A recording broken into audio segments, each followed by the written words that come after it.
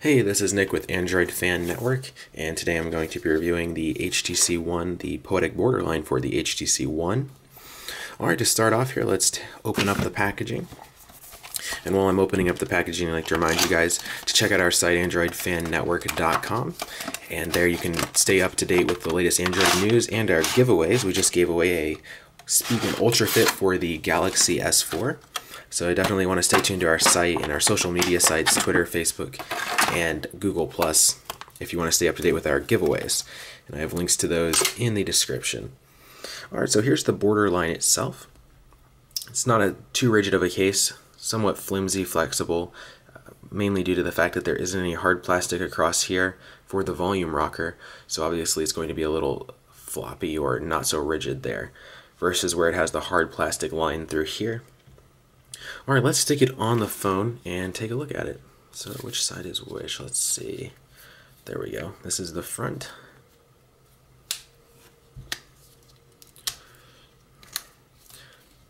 Alright, now right off the bat, I noticed that it does have a covering over the power button.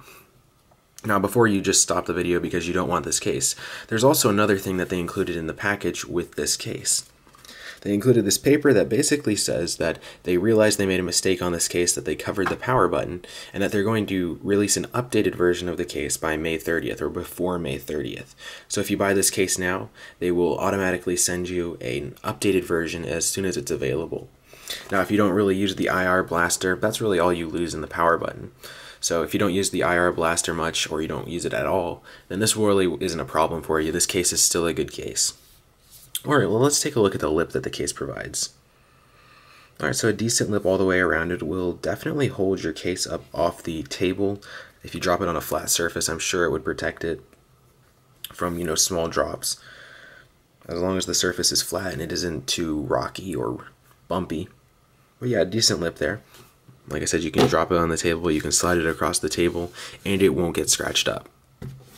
Alright, with that out of the way, let's take a look at the back here now. This is one important spot on the case that I'd like to mention specifically, and that's how the case or the phone itself is kind of a curved design.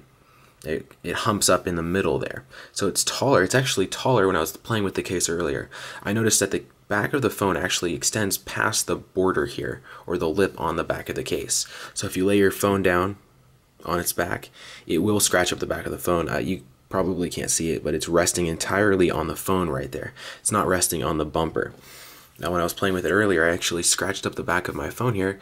You can probably see the biggest scratch. There's a large scratch below the HTC logo and many littler scratches that are still noticeable and really just not something you want on your phone. And that was because I laid it on its back and slid it around. So while you can slide it around on its face and the lip extends far enough to protect it, on the back the lip isn't tall enough. So that's one thing, that's one knock I have against this case, is that it doesn't protect the back of the phone. And I guess that would pretty much be the only knock I have against it, because even though the power button is covered, they're going to send a new one for free as soon as it's updated.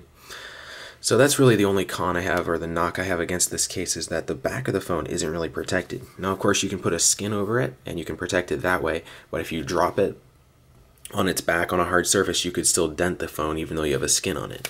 While on the front here, when the border protects it, if you drop it, you aren't likely to crack the screen.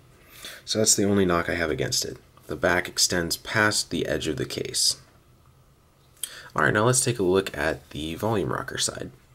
So the volume rocker is covered, and it doesn't lose too much clickiness. Now with any covering over the buttons, you are going to lose some clickiness, but these aren't bad. It's not too rigid of a plastic. It's definitely not TPU material. It's definitely a little softer. I'll have to look exactly look at the specs of the case. Let me see if it says on the box here. If I have the box, where did I put the box? I'm not sure if it's TPU. It doesn't feel like TPU. Yeah, I don't think it doesn't mention TPU on the box. So I don't think this is TPU. It definitely feels like rubber. So it's not too stiff like TPU, and you can still feel the buttons, but you will lose a little clickiness. Now on the top here, the headphone jack cutout looks good. You shouldn't have much of a problem fitting in any size headphone jack. Now again, the power button is covered, but like I said on this paper I received, they are going to send a new one as soon as it's updated before May 30th. And if you don't use the IR blaster, that's not a problem at all. You might actually like a covered power button if you're not using the IR blaster. Now on this side, just smooth plastic. I think they said it's made out of polyurethane material, so still plastic basically, more or less plastic. And the fit and finish is pretty good. I don't see too much of a seam there. Now the plastic, the rubber part and the plastic part is held together by glue, so we'll have to see how that holds up over time. But from what they give it a generous 3-year warranty on the back of here. It mentions their 3-year warranty against defects in material or workmanship. So if it does happen to separate, you can just send it in and get a new one, and they'll also be sending you a new case. So you really get 2 of these cases for whatever you're going to pay on Amazon right now, albeit one does cover the power button. Now looking at the bottom there, the cutout for the micro USB port looks good, and the cutout for the primary mic, it looks good as well. So there shouldn't be any issues there, plugging anything in or speaking and letting the mic get your voice. So no issues there. So overall, just giving a general overall feel of the case, I do like the concept of a bumper case where it leaves your phone open and it's a very slim case. And typically, at least on the one they made for the Nexus 4, I really started noticing the Poetic cases when they made one, or made several cases for the Nexus 4. At least the bumper case on the Nexus 4 they made for the Nexus 4 protected the back and the front. And since the back of the Nexus 4 is glass, that's really important that you protect it. And then the bumper also allowed you to see the back of the phone. And now the HTC One does have a nice back. The back is pretty stylish. It looks great. It's maybe not up to the Nexus 4 standard or the Nexus 4 back, but it's still a nice back that you want to protect. And really this case doesn't protect it. Now if you always sit your phone on its face, the only problem with that being that I can see is that you'll block the speakers. They put the speakers on the front so it's easy to hear, better experience, audio experience when you're watching a video on your phone. But when you set it on its face, you're going to muffle the speakers a lot with this case. It's basically forming a seal from your phone to the table with that rubber there. Now the problem with setting it on its back is obviously you're going to scratch the back. So if you put a screen on there, you should be good. But again, if you drop it, you will dent it. So overall, I would probably rank this case 3 stars, basically because the back is open. If I was going to give it a 3 out of a 5 star scale, it would probably be a 3 or 3.5 out of 5, simply because it doesn't protect the back enough, in my opinion. And of course, they left it covered. Now that's not really a con again. You will get an updated version for free. You don't have to contact them. They're just going to automatically send it to anyone who orders the case now. So basically you could consider it a buy one and get one free right now. If you buy the case today, you'll get 2 cases in the mail. You'll have a backup case and your primary case. So that's what you get for around $10 on Amazon. It's around the $10 price range.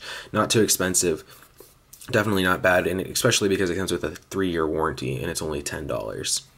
So if you don't mind the back being open, this is a good case to check out if you want to show off your HTC One without making it too bulky. And we will probably be giving one of these cases away. I probably won't give this specific case away simply because the power button is covered. It's kind of a defect. You could consider it a defect. So I'll wait till the new case comes in by May 30th, May 30th, and I'll give that one away. So if you just check our site, Android Fan Network, around that time, I will be giving it away. Now we are alternating giving away Galaxy S4 and HTC One cases each week or every other week. We'll give away a Galaxy S4 case, then an HTC One case. So if you stay tuned to our site, androidfannetwork.com, or if you just follow us on Twitter at TeamAFN, or on Facebook or Google+, we'll update you guys there. We post when we're doing giveaways. Today, actually, we just gave away a Spigen UltraFit. So this next week is going to be an HTC One case giveaway. So if you just purchased an HTC One or you're considering the HTC One, definitely stay tuned. We'll give away a nice case for the HTC One, maybe a case, or a Distronic TPU case for that matter, since that's a really nice case. So yeah, just stay tuned to our site, our social media sites, stay up to date on the latest cases and the case giveaways and our news, and you could end up with a free case. This is Nick from Android Fan Network.